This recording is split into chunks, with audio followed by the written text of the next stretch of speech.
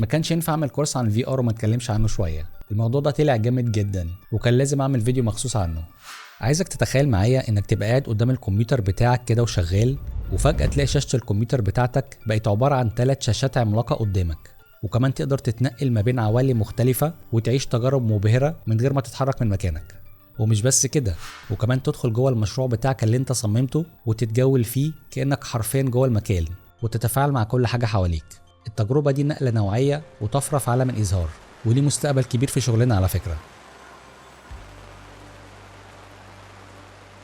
في فيديو النهارده هتكلم عن عالم الفي ار ونتثقف فيه شويه، وهل يستاهل ندخل العالم ده ولا لا، وايه هو الميتافيرس ونعرف مميزاته وعيوبه، وهنستفيد منه في ايه في شغلنا. وهتكلم عن النضاره من منظورنا احنا، من منظور المهندسين والمصممين، وايه احسن نضاره موجوده في السوق وهل تستاهل نشتريها ولا لا، والنضاره اللي بستخدمها ونصايح قبل ما تشتروها عشان ما تغلطوش غلطتي. وهنعمل مقارنه ما بين مشروع انا عملته وبين لعبه كبيره تريبل اي لغرض التطوير، عشان اوريكم هم بيفكروا ازاي وبيعملوا ايه، بحيث نشوف الموضوع ابعاده هتودينا لفين ونستفيد اكبر استفاده من النضاره. بس قبل ما نبدا ما تنساش تعمل لايك للفيديو وتشترك في القناه لو لسه ما اشتركتش، وتدوس على زرار الجرس عشان ما يفوتكش اي جديد.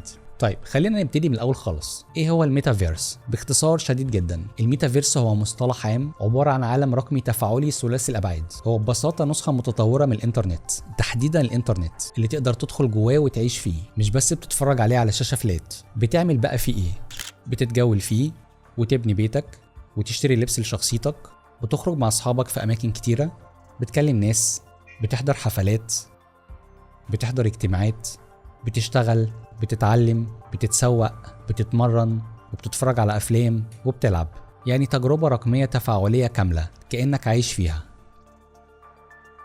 وده اللي تم الاعلان عنه. انا ما شفتش معظم الحاجات دي، هقول لكم كمان شويه ايه اللي انا شفته وايه اللي موجود، وده لان الميتافيرس لسه في مرحله التطوير، لسه ما اكتملش. طيب مين بيطور الميتافيرس دلوقتي؟ مارك زوكربيرج، مؤسس شركه ميتا او فيسبوك سابقا، اللي هي الشركه المالكه للفيسبوك وانستجرام وواتساب. للناس اللي ما تعرفش، شركه فيسبوك اتغير اسمها من فيسبوك الى ميتا، الشركه الام مش التطبيق، واللي عملوا سلسله نظارات في ار اسمها ميتا كويست، واللي كانت اسمها اوكولاس قبل كده، عشان كده تعريف النظاره على الانريل انجن باسم اوكولاس. هم عملوا نظاره ميتا كويست 2 وميتا كويست برو، واخر حاجه ميتا كويست 3 اللي هي الميكسد رياليتي، ودي اللي معايا واللي هنتكلم عنها كمان شويه. المهم عشان ما تتلخبطوش، الميتافيرس هو مصطلح عام مش خاص بالفيسبوك، يعني مش عشان مارك سمى الفيس ميتا يبقى المصطلح بتاعه، هو فقط تبني الفكره وقرر يستثمر فيها، يعني غير اسم شركته الميتا عشان يربط نفسه بمستقبل الميتافيرس، لكنه ما يملكش المصطلح وما يقدرش يمنع غيره من استخدامه. مين تاني بيطور الميتافيرس؟ شركه ابل، اللي اعلنت عن نظاره الواقع المختلط، النظاره العظيمه ابل فيجن برو. هما مش مستخدمين كلمة ميتا في التسويق، مسمينها سبيشال كومبيوتنج أو إميسيف إكسبيرينس. هي أبل بتحب تنفرد بنفسها كده، ولكن أبل فيجن برو يعتبر جزء من تطبيقات الميتافيرس حتى لو أبل مش مسمينها كده. يعني تقدر تقول إن شركة ميتا وشركة أبل بيساهموا في بناء الميتافيرس، بس كل واحد بطريقته. إيه تاني؟ وكمان إيبك جيمز داخلة بقوة في عالم الفي آر. هم أوريدي بيطوروا منصات ألعاب قوية عن طريق محرك الألعاب الأنريل إنجن، واللي يعتبر مصدر قوي جدا في بناء الميتافيرس. والمتجر بتاع النظارة الميتا هورايزن ستور هيبقى معظمه من ايبك جيمز. حتى مايكروسوفت بيطوروا بيئات افتراضيه في الجانب التعليمي والمهني، وعملوا نظاره اسمها هولو لينس بتشتغل بتقنيه الاي ار الاوجمانتد رياليتي، يعني انت شايف الواقع بتاعنا وظاهر قدامك جرافيكس زي فيلم ايرون مان كده. والنظاره دي مخصصه اكتر للطب والجراحه، وكمان الهندسه والفيزياء والتدريب الصناعي، يعني للشغل اكتر، بس مش مخصصه للجيمز. ودي كبداية، لسه الميتافيرس كده تطوير، والموضوع يبقى أكبر من كده بكتير. طيب ليه أدخل عالم الفي آر ده؟ وهستفيد منه في إيه؟ عشان ألعب جيمز؟ عشان الإكسبيرينس اللي قالوا عليها إن أكلم ناس وأخش اجتماعات وأتفرج على أفلام؟ بصراحة لأ، مش ده السبب اللي خلاني أشتري النضارة. أنا جبت النضارة عشان هنشئ فيها محتوى، عشان هعرض عليها تصميماتي، عشان الشغل، أو يمكن أصمم أبليكيشن معين أو لعبة صغيرة وأبيعها من عالم. أنا بالنسبة لي جبتها لغرض الاستثمار، أستثمر فيها وأشتغل عليها وألعب برضه شوية. ده أنا حتى راكي ستار فان، ده أنا من أيام أتاري وسيجا. الموضوع ابتدى معايا إنه جالي كذا مشروع كبير وعايزين يعرضوا المشاريع دي على الفي آر، وراحت مني، ما كنتش لسه داخل في الموضوع، ومن هنا ابتدت الحكايه. اشتريت النضاره دي اسمها ميتا كويست 3، اخر نضاره من شركه ميتا حتى وقتنا هذا. ليه اخترت النضاره دي؟ لاسباب كتيره جدا. اولها ان دي النضاره المنافسه لابل فيجن برو. دي نضاره في ار واي ار، الفيرتشوال رياليتي الواقع الافتراضي، والاوجمانتد رياليتي الواقع المعزز. الواقع الافتراضي انك لما بتلبس النضاره انت انعزلت تماما عن العالم الخارجي، وكل اللي انت شايفه قدامك عالم افتراضي، مش شايف حاجه من الواقع بتاعك، انعزال تام. اما الواقع المعزز انت شايف الواقع بتاعك من خلال كاميرات النضاره بالشكل ده، ومعروض قدامك شاشات ويو اي بانلز وجرافيكس، يعني ميكسد رياليتي. وده مستقبل النضارات دي على فكره، الموضوع ده هيبقى حاجه عظيمه قدام، وافتكروا كلامي ده. السبب التاني اللي خلاني اختار النضاره دي ان فيها تطبيقات والعاب وخدمات اكتر بكتير من ابل فيجن برو، ده غير ان نضاره ابل مش مخصصه للجيمز اصلا، او على الاقل في الوقت الحالي. الحسنه الوحيده اللي في نضاره ابل فيجن برو انها هاي كواليتي قوي، اوضح من حيث الكاميرات ومن حيث الجرافيك. انتوا عارفين ابل في التفاصيل، بس انا مش هشتري السمك في ميه. لا، وايه سعرها؟ $3500، يعني صافي 170,000 جنيه. ده الكلام ده بره. هنا في مصر بتتباع ب 290,000 جنيه. لا، انا حوش 8 4 نضارات واجيب تويوتا كرولا. على رأي الدحيح وهو بيتكلم عن الفي ار، بيقول هو انا ادفع $3500 عشان واقع افتراضي؟ طب ما الواقع بتاعنا ارخص وببلاش. فلا، دي تمنها $650 في النسخه اللي معايا دي اللي هي ال 512 جيجا، وفي نسخه تانية 128 جيجا عامله $500. بس انا اخترت دي لان التطبيقات والالعاب مساحتها كبيره شويه. فدي كلها حاجات خلتني اختار النضاره دي. خلينا نتكلم بقى عنها شويه، مميزاتها وعيوبها وامكانياتها. بالنسبه للمواصفات الداخليه، الكويست 3 بتيجي بمعالج سناب دراجون اسمه XR2 الجيل الثاني، وده معالج قوي جدا وجديد على نظارات الفي ار، ورامات 8 جيجا، وشاشتين LCD لكل عين، كل واحده بتيجي بدقه 2064 في 2208 بكسل، وده ريزوليوشن اعلى من الموديلات اللي فاتت. فالجهاز ده بيديك وضوح عالي جدا مع تردد بيوصل ل 120 هرتز لكل عدسه عشان تحس بسلاسه الحركه. الذاكره الداخليه اللي جوه النسخه اللي معايا دي 512 جيجا، في نسخه تانية 128. انا جبت ال 512 عشان اقدر احمل اللي انا عايزه، احط فيها العاب وبرامج وافلام، ده غير تسجيلات الفيديوهات. المساحات بقت كبيره دلوقتي. لو جينا نبص على تصميم الكويست 3 هتلاقي ان شكلها بقى اصغر من الاصدارات اللي قبله الكويست 2، وده بفضل العدسات المستخدمه هنا اللي اسمها بانكيك لينسز المأخوذه من الموديل برو الكويست برو اللي نازل مؤخرا. هي نضاره اصلا لحد هنا، الباقي ده كله بيخدم على النضاره عشان عزل الضوء وتوزيع الوزن، والمسافه بينك وبين العدسه تكون مناسبه، وده سفنج عشان النضاره تبقى مريحه وانت لابسها. والحلو فيها ان في مكان للنضاره الطبيه للناس اللي زيي، بقدر البس نضاره النظر وانا لابس نضاره الفي ار. هو سايب لك مسافه تقدر تكبرها وتقللها على حسب راحتك، بس خد بالك عشان في ناس كتير ندمت وما كانتش تعرف المعلومه دي. ازاز مع ازاز بيحصل احتكاك وخربشه، وده اللي هيحصل مع الوقت. وعدسه النضاره قيمه جدا وغاليه، ولو عدسه نضاره الفي ار حصل فيها كده جيم اوفر يا معلم، زي كانك عملت حادثه في عظم العربيه وسعرها نزل وممكن محدش يشتريها. وعشان تحمي عدسه النضاره في عدسه حمايه بتركبها على نضاره الفي ار انا جايبها، وبتبقى بالترتيب ده، بس بألزق المغناطيس ده بأمير عشان بيقع، وده اوفر حل عشان في حاجات تانية غاليه. طيب، هو بيجي معاه في العلبه لما تيجي تشتريها الجهاز نفسه بالستراب ده، والكنترولرز اللي بيشتغلوا بالبطاريات،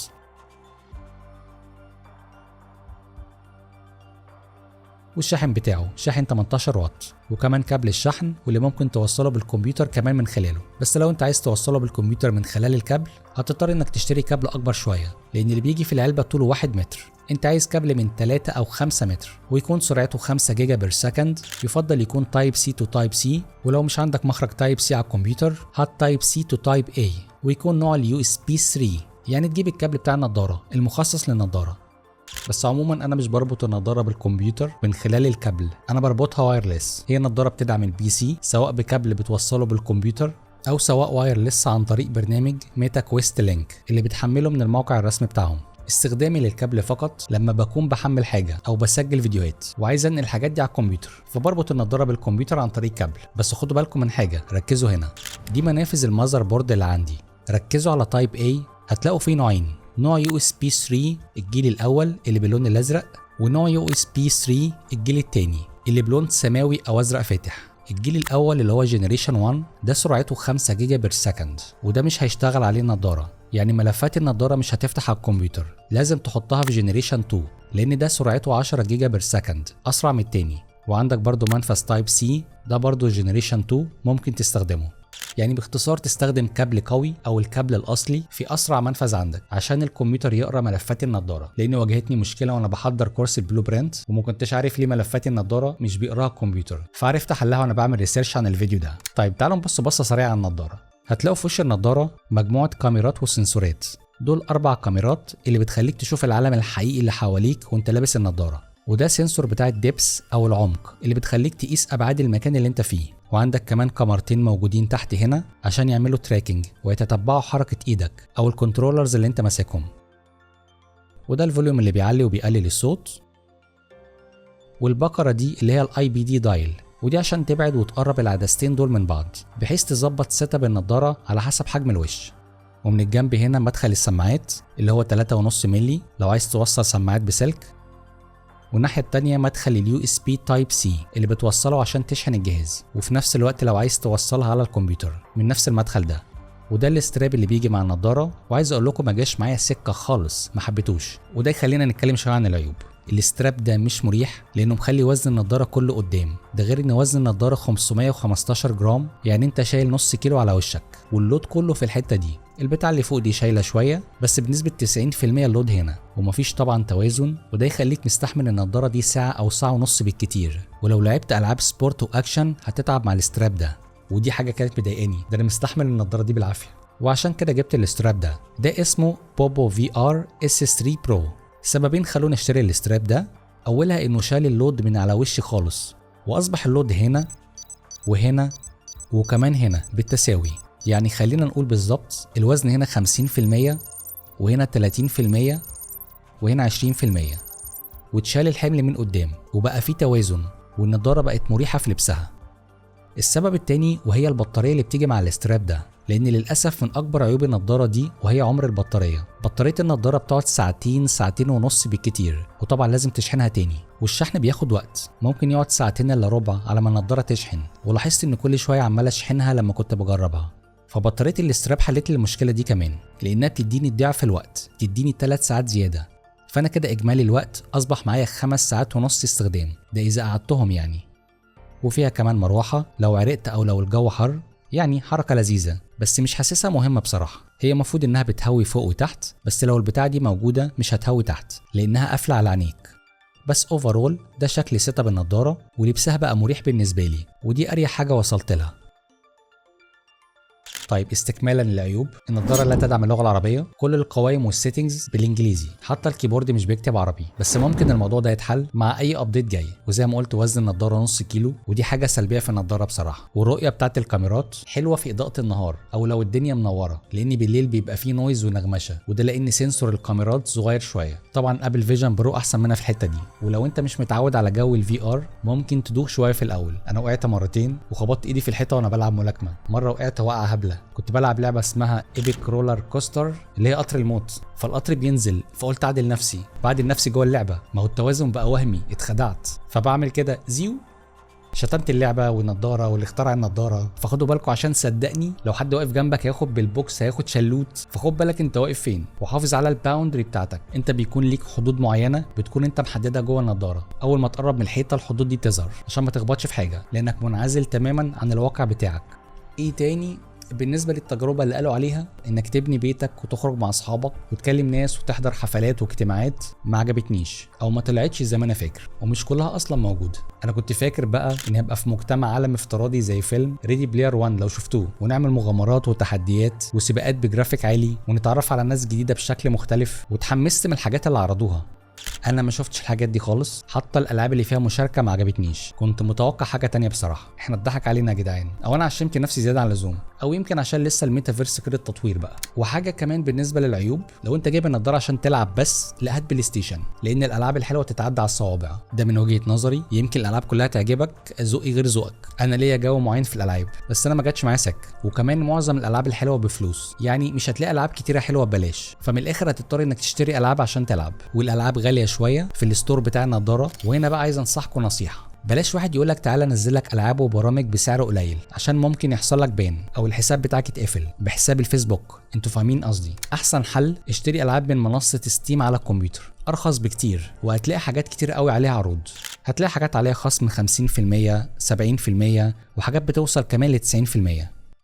انا زي ما قلت لكم انا جايب النضاره للشغل، بس بلعب برضه، انا جيمر قديم. الحاجات اللي عجبتني بصراحه لعبه اسمها هاف لايف اليكس، ودي اللي هنلعبها النهارده لغرض المقارنه ما بين نتائج الكورس وبين هما بيفكروا ازاي، عشان في تشابه في حاجات كتير. وفي لعبه اسمها بيت سيبر، هي تبان عبيطه بس لما لعبتها لا حلوه، عايزه لياقه وتركيز عالي، والفيجوال بتاع اللايتس مع المزيكا عجبني جدا. وحبيت لعبه بينج بونج اسمها 11 تيبل تنس. دي فظيعه، كاني بلعب بينج بونج في الحقيقه، وسنسيتيف جدا. الكره بتروح بنفس زوايا المضرب وبنفس قوه ايدي، لا جامده وزي الحقيقه بالظبط. انا اللعبه دي محسساني ان عندي ترابيزه بينج بونج في البيت. واكتر حاجه عجبتني تقريبا معظم العاب السبورت اللي هي التمارين الرياضيه والملاكمه والحاجات دي. التجربه دي رهيبه، بتخلينا اتمرن تمارين كامله من ملاكمه وكارديو وتمارين لياقه وتمارين تركيز، ومعايا كوتش بيشرح لي كل حاجه وبيعلمني، وبتتعب وبتعرق وبتخس. لا التجربه دي من انجح الحاجات اللي في النضاره دي بصراحه. هي بس زي ما قلت لكم عايزه استراب مريح عشان تستحمل الفرهده دي.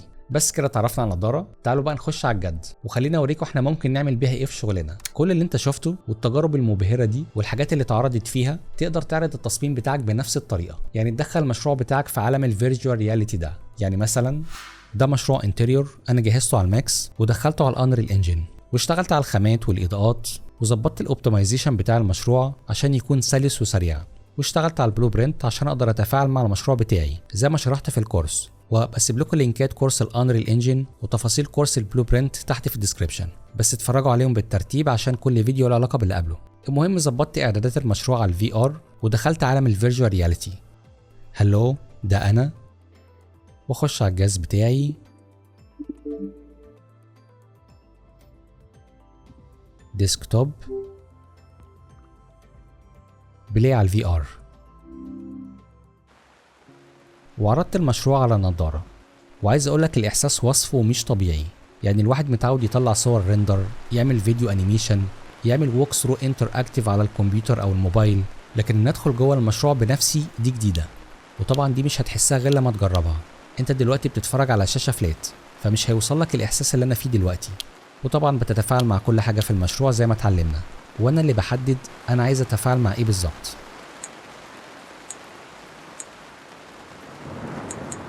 سامعين البرق؟ انا صوت البرق طالع في ودني. على فكره الجرافيك اللي انا شايفه جوه النضاره احسن من اللي انتوا شايفينه ده.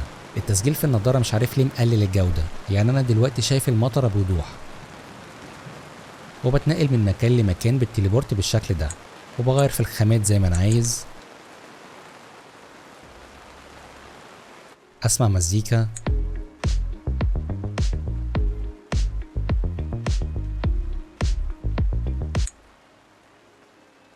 احرك اي عنصر من مكانه، امسكه واتفرج عليه وانقله من مكان لمكان على حسب مهاراتك بقى في البلو برنت. تقدر تعمل حاجات كتيرة جدا. اشغل التلفزيون، ده الانيميشن اللي كنت عامله في المشروع.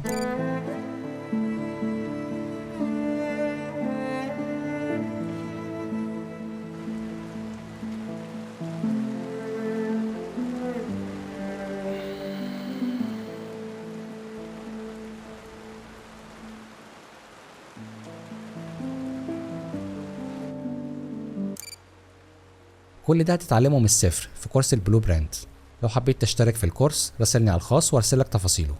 وعندكم كمان 7 فيديوهات على قناة اليوتيوب عبارة عن كورس مكثف كامل للأنريل انجن مشروح من الصفر. هتعرف مصادر الإنارة كلها، وهتعرف الفرق بين البيك لايت والديناميك لايت، وشارح كل حاجة عن الخامات لأن بند الخامات من أهم البنود في الأنريل انجن، وازاي تنقل المشروع بتاعك بخاماته كلها جوه الأنريل انجن عن طريق بلجن الداتا سميث، وازاي تحرك كاركترات وحيوانات، وازاي تعمل انيميشن لاي حاجه عن طريق السيكونسر.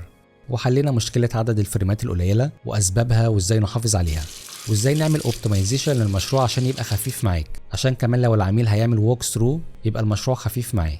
وايه مواصفات الجهاز اللي يشغل الانريل انجن بسلاسه. وفهمنا السيتنجز واعدادات اللومين واعدادات الانريل بشكل عام عشان تحصل على واقعيه عاليه، وازاي نطلع صور وانيميشن بافضل جوده. وعملت تطبيقات وورش عمليه وشرحنا حاجات كتيره قوي.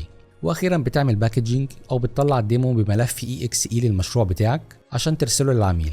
يعني بترسل للعميل فولدر عباره عن اكسكيوتابل EXE عشان يفتح المشروع ويتفرج عليه. لا بقى ريندر ولا صور ولا انيميشن. الراجل بنفسه دخل جوه المشروع وعمال يتجول فيه ويغير في كل حاجه زي ما هو عايز. لو قال لك تعديل تاني قول له عدل بنفسك انت صغير.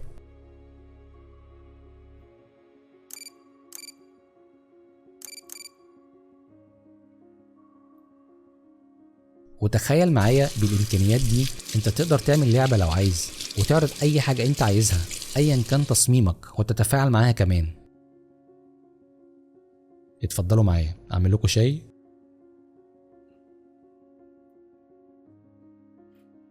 وده السبب اللي خلاني اشتري النضارة دي الحقيقة، عشان التجربة دي. طبعا انت شايف الموضوع على شاشة فلات ومش واصل لك الاحساس اللي انا فيه دلوقتي. انا حاسس ان جوه المكان ده بسكيل بني ادم، يعني انا شايف العفش وكل حاجة قدامي بالحجم الطبيعي، والحاجة قدام عيني وقريبة مني جدا، زائد اني بتفاعل مع كل حاجة بالشكل ده. تجربة كاملة كأني جوه جيم او لعبة من العاب النضارة، وزي ما هنشوف كمان شوية هنبقى نظبط موضوع المرايات داخل الفي ار. طبعا في حاجات كتير عايز اطورها. نخش اوضه النوم. عايز اقول لكم ان المشروع ده معمول بنظام البيك لايت، هتعرفوا ليه بالتفصيل في كورس البلو برنت.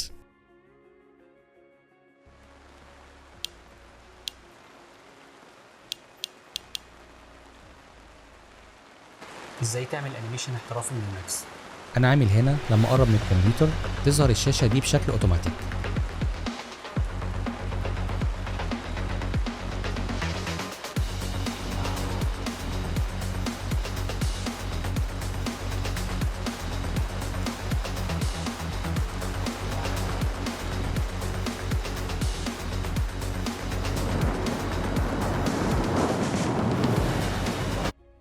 يعني فده مثال انا اشتغلت عليه.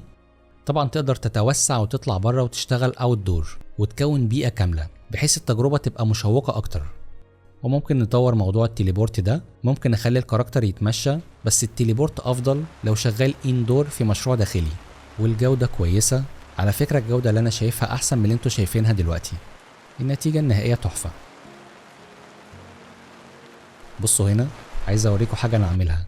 الباب ده مقفول ومكتوب هنا you can't open this door، ما تقدرش تفتح الباب unless you complete the entire course، لازم تخلص الكورس كله. after that you will find the key to this door، وعشان تلاقي مفتاح الباب you must search for it inside this house، المفتاح هتلاقيه جوه الشقة بس دور عليه. وعلى فكرة انا مخبي مفتاح بجد جوه الشقة، وفي حاجات تانية مخبيها، بحب اعمل حركات كده. وده مثال عملي انا اشتغلت عليه. كل اللي انتوا شفتوه ده موجود في الكورس وشرحه بالتفصيل. الفكره هنا زي ما شفتوا انك تقدر تعرض التصميم بتاعك في عالم الفيرجوال رياليتي وتدخل جواه وتتفرج عليه وتتفاعل معاه. تجربه كامله زي اي جيم او اي تجربه تفاعليه جوه النضاره. وزي ما هنشوف دلوقتي احنا هنلعب جيم مع بعض لغرض التطوير، وكمان عشان اوريكم هم بيفكروا ازاي وبيعملوا ايه وازاي مبرمجينها بحيث نتعلم منهم، يعني تغذيه بصريه، ونشوف ممكن نستفيد من ده في ايه في الكورس بتاعنا. انا اخترت لعبه اسمها هاف لايف اليكس، من اقوى العاب الفي ار، لعبه كبيره تريبل اي. انا لسه ما لعبتهاش، هنلعبها سريعا كده ونتفرج على الجرافيك بتاعها ونشوف تجربتها عامله ازاي. انا بحب اتفرج على الحاجات دي. هو ده بقى الميكسد رياليتي او الاوجمانتد رياليتي. قدامك شاشات معروضه بالشكل ده، وشايف الاوضه بتاعتي من خلال كاميرا النضاره. هلو، ده انا بس في الحقيقه. صدفه حلوه. اقدر اقلب بصباعي كده او بايدي من بعيد بالشكل ده، او الافضل امسك الكنترولرز واجيبها هنا اجيبها هنا زي ما انا عايز. ندخل بقى على ستيم عشان افتح اللعبه، لاني شاريها من منصه ستيم ارخص، كان عليها خصم 90%. واعمل كونكت مع النضاره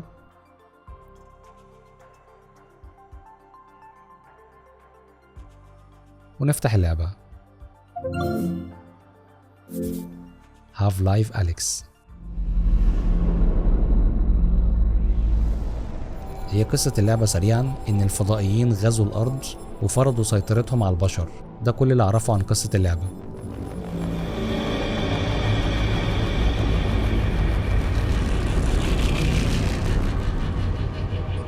واو،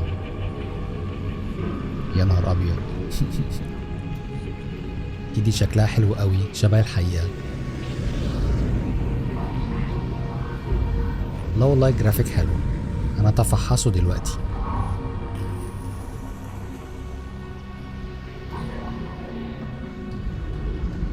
اتحرك ازاي؟ اوكي،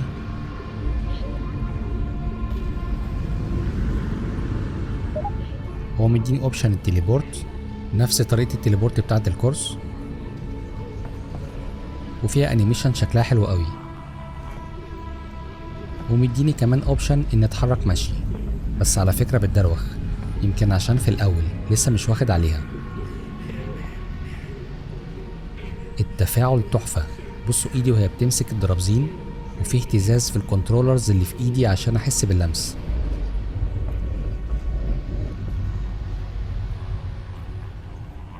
تعالوا بقى نشوف الحاجات دي. اوكي. يا ولاد الصيعة، انا عارف ان انا هنبهر من كمية التفاعل في اللعبة دي. ايديا بيخشوا في بعض، مسكنا غلطة.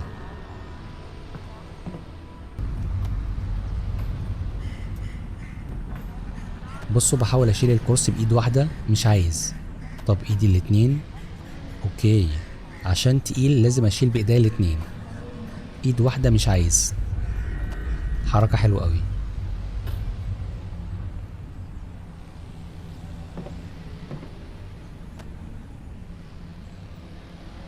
كل حاجة هنا بتتمسك. الموضوع ده محسسني بالرياليتي ومخليني مصدق ان انا هنا.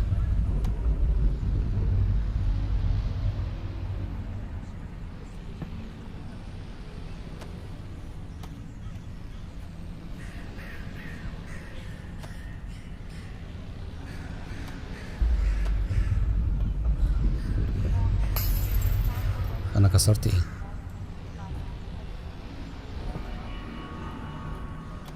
بصوا الليكويد اللي في الازازه، بصوا الميه. قعدتوا تقولوا ان GTA الجديده فيها الموضوع ده كانه حدث. اهو موجود هنا وقديم. اللعبه دي تقريبا اصدار 2020. استنى كده، الحمامه هتطير.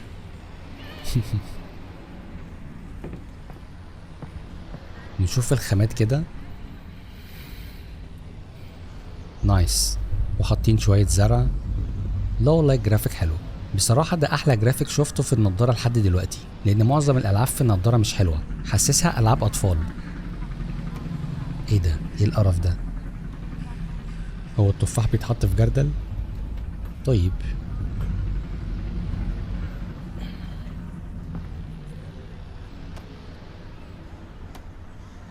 شغالين على الكوليجن بشكل دقيق جدا عشان كمية التفاعل اللي هم عاملينها. اعرفوا طالما في تفاعل بالشكل ده لازم يكون الكوليجن على كل الحاجات دي ومعمول بدقة عشان تعرفوا أهمية الكوليجن. ده في ناس تحت. طيب.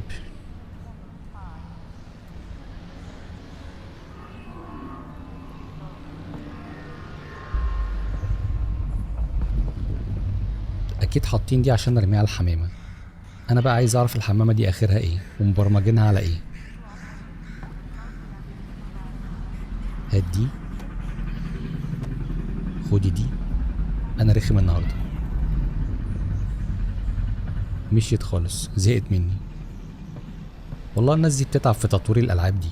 أنا أيام لما كنت بلعب كان عندي هوس التفاصيل واتفرج على الجرافيك واستمتع بيها، وده اللي خلاني اختار المجال ده على فكرة.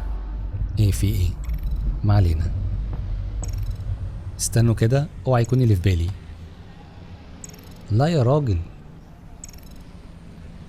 وبيتمسح. انا اللعبة دي هقفلها، عجبتني.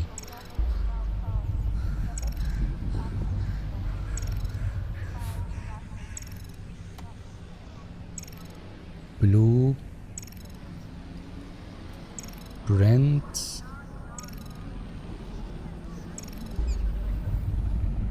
كورس.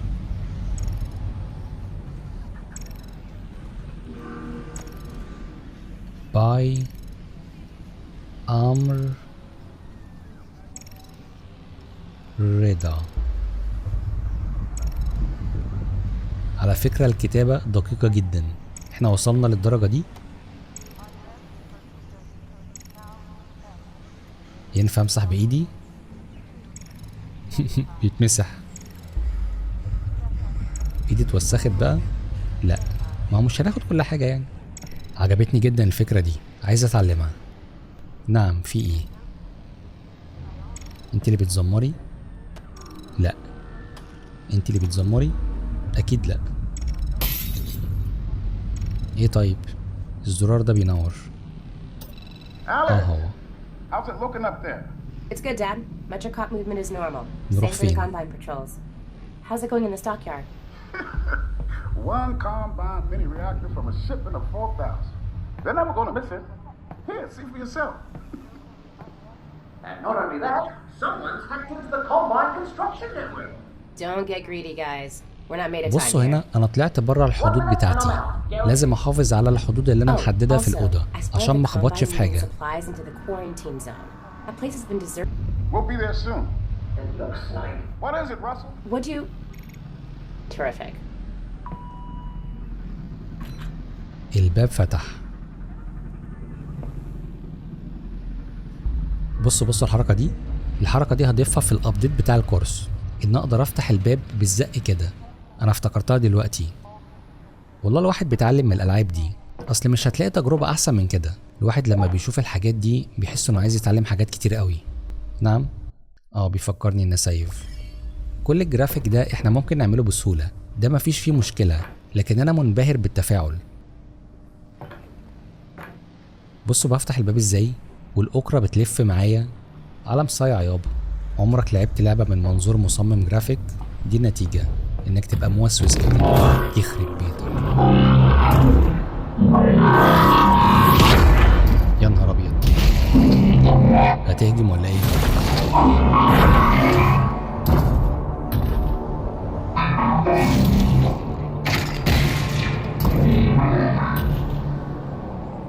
كسرت البيت؟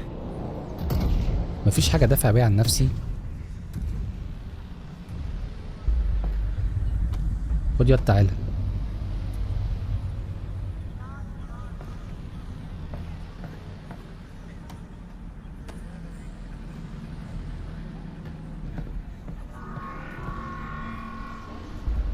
بصوا التليبورت نهايته هنا، شايفين شكل اللاين تريس؟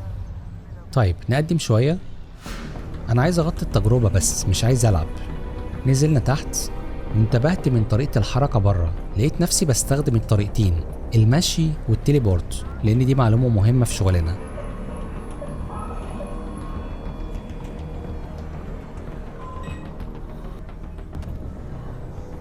الجرنان مرن.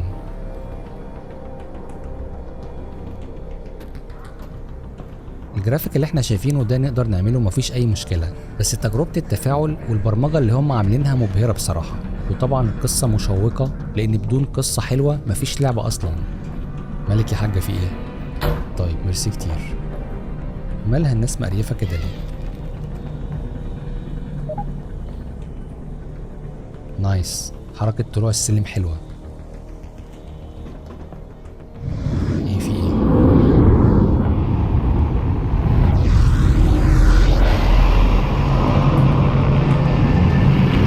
هما دول الفضائيين يعني؟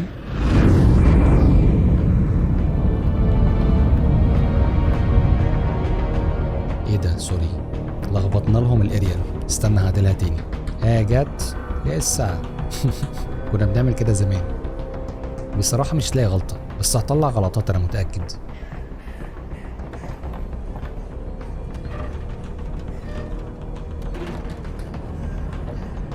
اهو التليبورت بقى بينفع في الحاجات دي.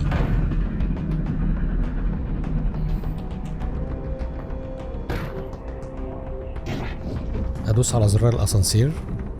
ايه ده؟ انا دوست على الشاشة بتاعتي وانا واقف فين؟ استنى يا عم اظبط وقفتي. Wait, I just live here. Probably anti-citizen. Get those hands off! Dad! Hey, wait, no! طيب متشكر. نقدم شوية كمان. بصوا هنا عايز اوريكم هم عملوا ايه. انا وصلت للمرحلة دي وتعبت، جسمي تعب، فادوني بتاع كده حطيتها في ايدي زي مغناطيس. فكرتها بدل ما كل شوية اوطي واخد الحاجة بايدي ويجيلي انزلاق غضروفي، لا اشدها كده وامسكها. حركة حلوة بجد، شكرا يعني، كنت عايزها من بدري. برميها واخد حاجة تانية بالشكل ده، لان بجد ظهري تعب من كتر ما عمال اوطي اخد الحاجة بايدي وكل شوية عمال اعمل كده. فدي فكرة عظيمة بصراحة للناس اللي هتلعب لفترة طويلة. احدف واشد زي الفل. ايه في ايه؟ Alex, up here! You're gonna need a gun! Don't worry, it's unloaded. It's unloaded now! ايوه كده يا عم بقى، اخيرا معايا سلاح. Oh, almost forgot. Guns need ammo. هات ذخيرة. Here you go. حيوان بتحدفها عليا.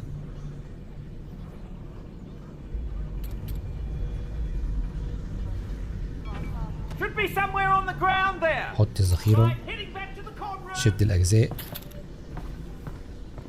وسن نملة الدبانة أسفل منتصف الهدف. تصدقوا النشان دقيق؟ النشان دقيق. اللعبة كده يحلو. أروح فين؟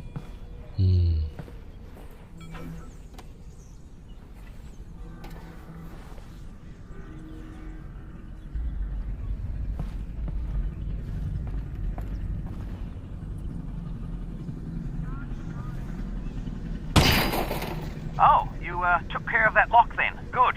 Great. Did have the key for it, but should have given you that. That's on me.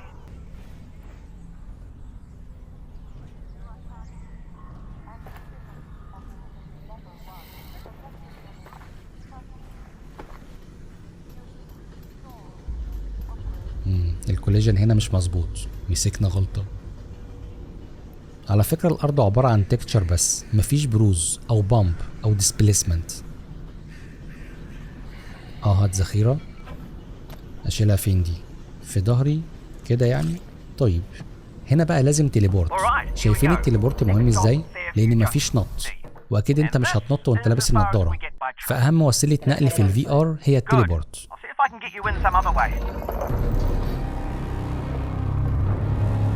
ايه الموسيقى الرعب دي؟ في ايه؟ ايه ده؟ ابتدينا.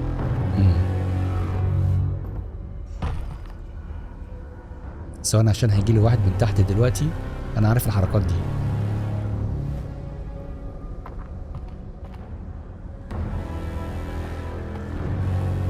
I got a dead zombie here. I thought the... I've heard they've had trouble with barnacle spores outside the containment area, but not about fellas like this. Probably not a one-off then. بتأكد انه ميت بس. I doubt it. ايه المنظر ده؟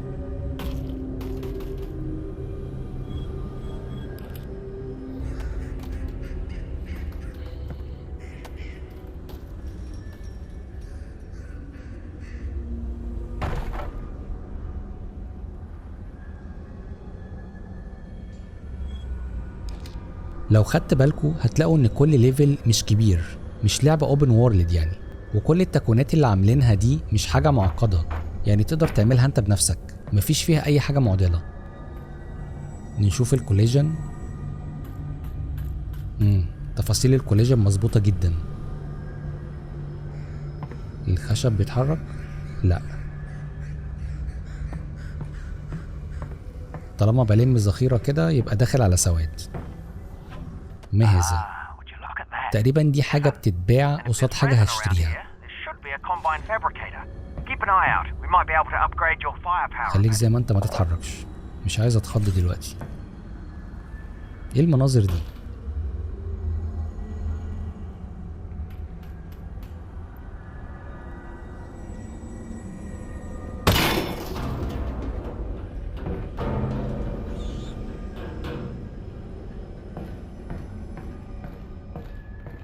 بصوا الإضاءات عاملة ازاي؟ من غير إضاءة محطوطة بشكل مدروس مش هيديني الانطباع السينمائي ده، ولا هيوصلني الإحساس ده بدون إضاءة مدروسة. الإضاءة مهمة جدا في الشغل ده. تعالوا نتكلم بقى شوية هنا.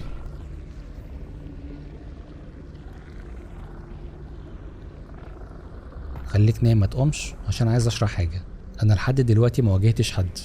أوكي. على فكرة الجرافيك حلو بس مش أحسن حاجة. خدوا بالكوا هنا هما شغالين بنظام لو بولي هاي كواليتي. الأرضية مفيش فيها بامب أو ديسبليسمنت، والطوب ده مش بارز. الأرض مسطحة زي ما انتوا شايفين. هما بس عاملين بلند ماتيريال بشكل كويس جدا، فخدعوني بالجرافيك لأنه فعلا شكله مش وحش رغم إنه معمول بأبسط طريقة. حاطين شوية زرع ومش مكترين منها.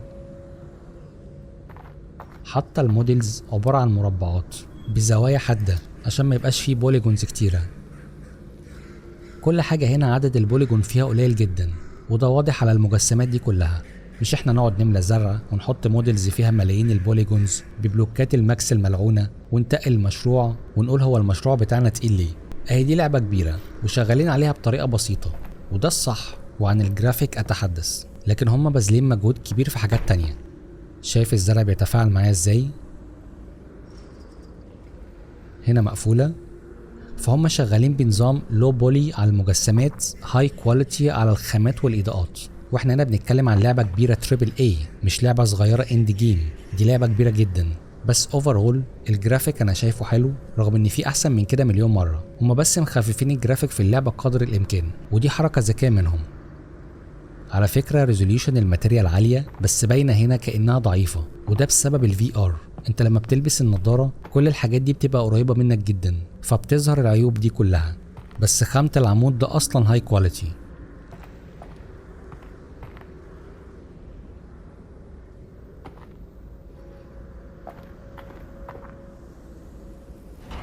كنت متوقع انها تفتح بصراحه، لولا التفاعل ده كانت اللعبه دي زيها زي اي لعبه عاديه. انا بالنسبه لي حاجه زي كده بتعلم منها بصراحه. وموضوع الماجنتيك ده مفيد جدا، انا لولا الموضوع ده ما كنتش هكمل اللعبه دي. كل شويه بقى كنت هوطي كده واجيب الحاجه، ده في الحقيقه احنا مش بنعمل كده. بص هم فكروا في كل حاجه، عشان كده اللعبه ناجحه. مش ناقص بقى غير اشم الريحه.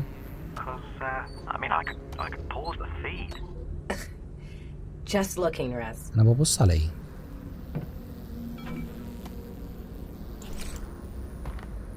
بصوا بقى العيب الخطير ده، المفروض ينوعوا شكل الجثث دي. انا بكره التكرار في الالعاب.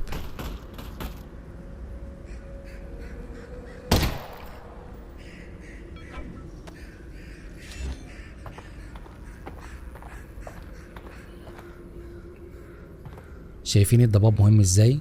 نايس جوب. برضو من الحاجات اللي لاحظتها وعجبتني جدا في التفاعل موضوع الازاز. يعني بصوا هنا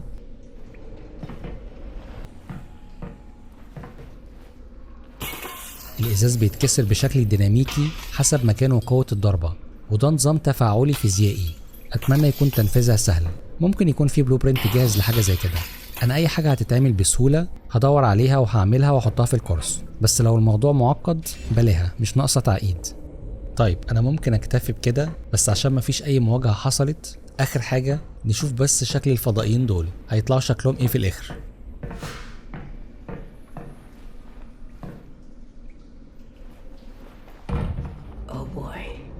يا اهلا، شكلهم هم دول.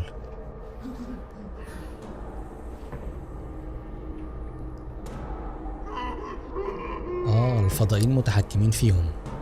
الذخيرة تمام، اوكي. ليه موسيقى رعب؟ ما كنا كويسين.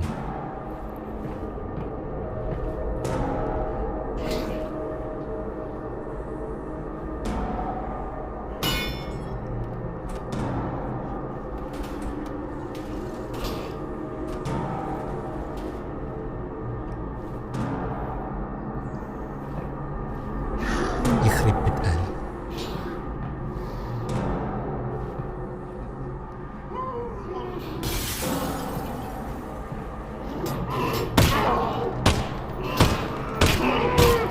مش وقته رسايل. ريلود ريلود ريلود ريلود يا غبي.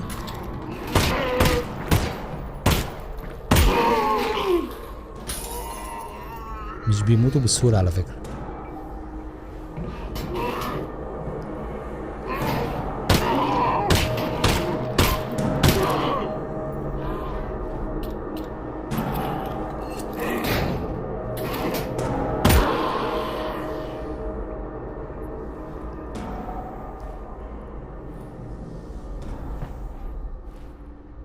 دول البشر وهم بيتحكموا فيهم. تمام. لا التجربة جميلة بصراحة، وتعلمت منها حاجات كتير. اعتقد اني غطيت تجربة التفاعل في اللعبة بشكل كويس. لا التجربة حلوة وتغذية بصرية عظيمة بالنسبة لي، وكوني اني عامل كورس بلو برنت ودايما عايز اطوره، فلما بشوف حاجة زي كده الجنان بيشتغل بقى. هو مش المفروض اعمل حاجة زي كده، بس هقعد ادور بقى ازاي اخلي الازاز يتكسر بالشكل ده، وازاي اكتب على الازاز او الحيطة. عجبتني جدا الحركة دي. موضوع الابواب هعمله انه يفتح كده كده بدل ما يفتح ببريس كي، ان ادوس على زرار عشان يفتح. لا امسك الباب كده وافتحه بالزق. دي انا بعرف اعملها مفيش فيها مشكلة. لو عرفت اطور الحاجات دي بسهولة هعمل كده، وغالبا معظم الحاجات دي موجودة في فاب كبلو برنت جاهز. الجهاز. لكن لو الموضوع صعب وبرمجته معقده ونوتس كتيره وكده لا، لان لو دخلت في السكه دي مش هطلع منها، انا عارف نفسي. والحاجه التانيه، الكورس بتاعي فكرته انك تقدر توصل للي انت عايزه بكل سهوله، فمش ناقصه لعبك. دي لعبه كبيره فيها كميه تفاصيل رهيبه وكلها تفاعل. احنا بنتكلم عن لعبه تريبل اي، يعني شركه ضخمه ومئات الموظفين وميزانيه كبيره وتكنولوجيا متطوره زي الموشن كابتشر، انهم ياخدوا الانيميشن من تمثيلي وحركتي، مفيش وقت للريجنج، وتحريك الكاركتر مانيوال، والاي اي الذكاء الصناعي زي سلوك الاعداء وقرارات الشخصيات اللي قدامك، وقصه كبيره قوي ساعتك، وبيقعدوا بالسنين على ما يخلصوا الالعاب دي. ولكن رغم كل ده انا الحاجات دي بتعلم منها، يعني ده مصدر ممتاز بالنسبه لي او ريفرنس عايز اوصل له او اقرب منه ان شاء الله يعني. فكان مهم اننا نفهم هما بيفكروا ازاي عشان اقدر اطور الكورس واطور من نفسي. وبس كده، اعتقد اني شرحت كل حاجه تخص النضاره. الجهاز ده اسمه ميتا كويست 3، مش شرط تشتريه لانه غالي شويه. النضاره دي جديده عامله 40,000 جنيه هنا في مصر للنسخه ال 512 جيجا، وممكن تجيبها مستعمله هتوفر 15,000 جنيه. بس اهم حاجه شيك على الازاز ان ما يبقاش فيها خربشه. ولو الجهاز ده غالي عليك تقدر تجيب ميتا كويست 2 اللي قبله سعره نص سعر ده. الفرق بينهم ان ميتا كويست 2 واقع افتراضي بس ما فيهوش ميكسد رياليتي، واحنا مش محتاجين الواقع المعزز في حاجه، احنا شغلنا كله هيبقى على الفي ار، الواقع الافتراضي. ولو انت محتاج الفي ار والاي ار بسعر كويس ممكن تجيب ميتا كويست اس 3، نفس ال 3 بس بمواصفات اقل شويه، وطبعا سعره اقل. ولو ده غالي عليك كمان ممكن تجيب جهاز اسمه اوكولاس ريفت اس، جهاز محترم برضه، دقته 2K وبيشتغل على 90 فريم وبيدعم البي سي برضه، فتقدر تشتغل بأي جهاز من دول. وعن تجربة الأجهزة دي يعتمد عليها في الشغل. وزي ما قلت لك، لو هتجيب النضارة بس للعب نصيحة لا، هات بلاي ستيشن أو العب على البي سي. أنا جايب النضارة 90% شغل 10% لعب، وزي ما شفتوا النتائج اللي تقدر تطلعها من النضارة دي حاجة روعة. أنا مبسوط بالتجربة دي بصراحة، الموضوع طلع بريميوم جدا ويستاهل إن أشتري النضارة عشانه. وبس، دي كل تجاربي مع النضارة دي من وجهة نظري وكاستخدام شخصي. أتمنى تكونوا استفدتوا من الفيديو، وما تنسوش تعملوا لايك وسبسكرايب وشير والحاجات دي عشان اليوتيوب الجوريزم يكبر قناتي شوية. واشوفك الفيديو الجاي. سلام.